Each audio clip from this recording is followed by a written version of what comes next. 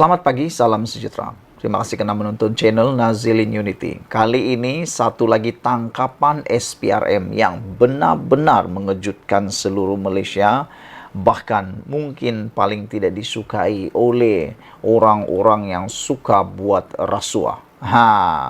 Kita ingin ucapkan tahniah kepada SPRM kerana sejak Anwar Ibrahim menjadi Perdana Menteri, SPRM begitu aktif membuat penguatkuasaan tangkapan demi tangkapan tanpa mengira latar belakang orang itu. Inilah yang kita harapkan dan inilah yang kita sukai.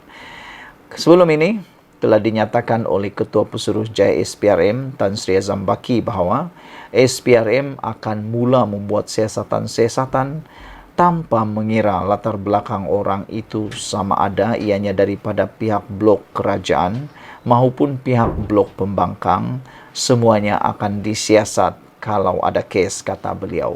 Tidak perlu mengira siapa orang itu, apa pangkat orang itu, di mana orang itu, dan apapun kekayaan orang itu. Kalau salah, tetap salah. Hari ini, SPRM menangkap seorang pembantu penguatkuasa. Kenapa? Gara-gara duit rokok. Ini kita suka. Tidak pedulilah. Duit rokok kah, duit minyak kah, duit kereta kah, duit tambang kah, duit kapal terbang kah, duit entah apa, duit bawa meja kah, bawa bantal kah, bawa katil kah, apapun bentuk duitnya, RM1 kah, RM2 kah, RM50 kah, 50 juta kah, 100 juta kah, 1 bilion kah, kalau ianya memang salah, tetap salah. Tidak pedulilah itu duit rokok kah tidak, yang pentingnya SPRM sudah menahan pembantu penguatkuasa ini. Apa cerita tentang duit rokok ini? Bagaimana pula duit rokok ini? Banyak istilah yang kamu pernah dengar mungkin. Ada yang dipanggil duit rokok, ada yang duit kupi-kupi, ada yang duit kedai kopi, ada yang duit bawa meja, ada juga duit bikin commission, ada juga duit untuk pengurusan. Macam-macam lah bentuk duit yang kamu mungkin pernah dengar, yang mungkin sebenarnya adalah berbentuk rasuah dan mungkin telah melanggar peraturan Malaysia. Hari ini diberitakan SPRM menahan pembantu penguatkuasa kerana duit rokok. Duit rokok itu apa? Suruhanjaya Pencegahan Rasuah Malaysia SPRM menahan 2 individu termasuk seorang pembantu penguatkuasa sebuah agensi kerajaan kerana disyaki meminta dan menerima wang rasuah. Mereka dikatakan menerima suapan daripada seorang pemilik kedai runcit berjumlah kira-kira RM3,000. Sumber berkata, suspek pertama memperkenalkan diri sebagai pegawai kastam dan suspek kedua dipercayai meminta wang rasuah sebagai balasan supaya tidak mengambil tindakan undang-undang terhadap pemilik kedai runcit terbabit mengikut Akta Kastam 1967. Menurutnya, dalam kejadian pada tahun 2020 itu, tindakan diambil berikutan pemilik kedai terbabit memiliki dan menjual rokok seludup.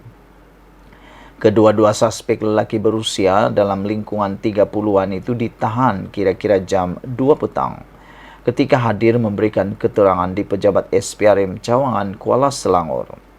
Sementara itu, pengarah SPRM Selangor, Datuk Alias Salim, ketika dihubungi mengesahkan penahanan itu. Beliau berkata, kes disiasat mengikut Seksyen 16A dalam kurungan E Akta SPRM 2009.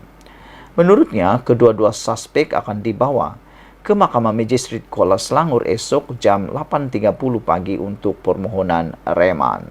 Sekian dulu untuk kali ini. Jangan lupa share video ini supaya Anda juga dapat menyatakan betapa Anda amat menyukai Malaysia yang ada sekarang ini, terutamanya berkaitan perang rasuah habis-habisan. Malaysia sebenarnya kaya, Malaysia sebenarnya maju, Malaysia sebenarnya amat kuat kalau bukan kerana rasuah. Jadi, oleh sebab itulah rasuah harus ditangani dengan sehebat-hebatnya. Perang rasuah harus diisytiharkan terus dan terus. Sekian dulu untuk kali ini. Jangan lupa tekan butang subscribe, itu percuma. Share video ini, ikuti terus ulasan selepas ini. Selamat petang, salam sejahtera. Terima kasih Anda bersama dengan saya di Nazilin Unity Channel. Hari ini satu lagi pendirian dan juga keputusan Anwar Ibrahim yang benar-benar menggemparkan geng ataupun blok pembangkang, khususnya Perikatan Nasional. Ini kerana tindakan Anwar Ibrahim yang makin hari makin agresif, makin hari makin luar biasa. Saudara, sebelum kita teruskan ulasan pada petang ini, jangan lupa tinggalkan komen Anda, tekan butang subscribe, itu percuma, dan share video ini supaya semua orang tahu suara rakyat, suara kita semua. Saudara-saudara sekalian, hari ini dinyatakan oleh Anwar Ibrahim, beliau memohon penghakiman ingkar terhadap ahli parlimen Pendang. Ini semua gara-gara insiden yang benar-benar mengejutkan kita semua. Datuk Seri Anwar Ibrahim telah pun memohon untuk memasukkan penghakiman ingkar terhadap ahli parlimen Pendang, Datuk Awang Salahuddin Hashim, atas kegagalannya memfailkan penyataan pembelaan bagi menjawab saman fitnah oleh Perdana Menteri itu dalam tempoh masa ditetapkan. Anwar Ibrahim, 75 tahun, memfailkan saman itu terhadap Awang Salahuddin pada 3 Mac lalu berhubung kenyataan berbaur fitnah terhadap Perdana Menteri itu di lobi Parlimen. Peguam Datuk SN Naya yang mewakili Anwar berkata, writ dan tuntutan saman itu telah diserahkan kepada Awang Salahuddin selaku defendant pada 3 Mac dan beliau sepatutnya memfailkan penyataan pembelaan selewat-lewatnya 21 Mac. Semasa pengurusan di hadapan Timbalan Pendaftar Mahkamah Tinggi Aisyah Falina Abdullah hari ini, kami memaklumkan kepada mahkamah mengenai kegagalan defendant untuk memfailkan penyataan pembelaan dalam tempoh masa yang diperuntukkan dalam perundangan dan memohon penghakiman ingkar direkodkan terhadap defendant.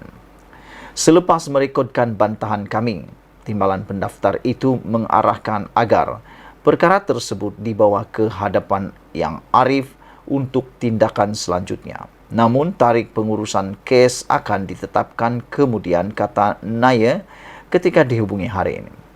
Naya berkata, walaupun pihaknya telah membangkitkan bantahan dan fakta bahawa mahkamah masih belum memberikan apa-apa lanjutan masa dan arahan kepada defendant untuk memfailkan penyataan pembelaannya, namun peguam defendant telah meneruskan dengan pemfailan penyataan pembelaan itu hari ini.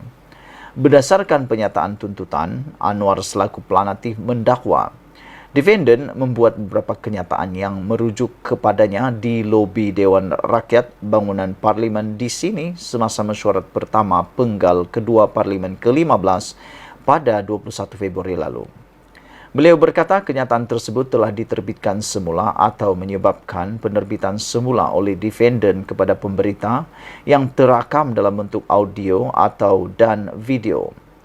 Menurut Anwar, pada 21 Februari 2023, kenyataan fitnah daripada audio dan video tersebut telah diterbitkan semula atau menyebabkan penerbitan semula oleh defendant di aplikasi TikTok melalui akaun di bawah nama @asaryasri 64 channel.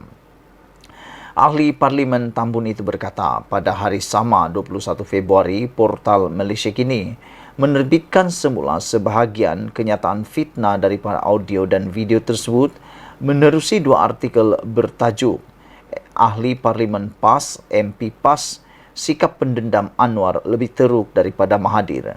Manakala dalam bahasa Inggeris pula bertajuk Why No LCS Judge MP Ask More Victivate than Mahathir Perdana Menteri.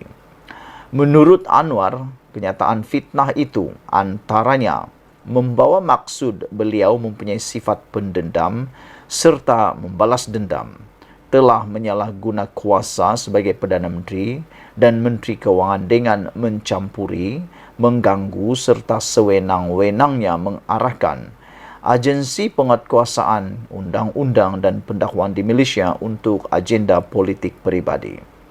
Beliau mendakwa Awang Salahuddin sengaja dan berniat jahat mengucap serta menerbitkan kenyataan fitnah itu untuk menghasut orang ramai serta menimbulkan kebencian peribadi terhadap Planative yang kini ketua kerajaan perpaduan yang sah dan komited untuk membasmi segala bentuk rasuah. Saudara-saudara sekalian, inilah dia keputusan Anwar Ibrahim, Perdana Menteri kita, yang betul-betul tegas. Kita jumpa lagi, ikuti terus ulasan selepas ini.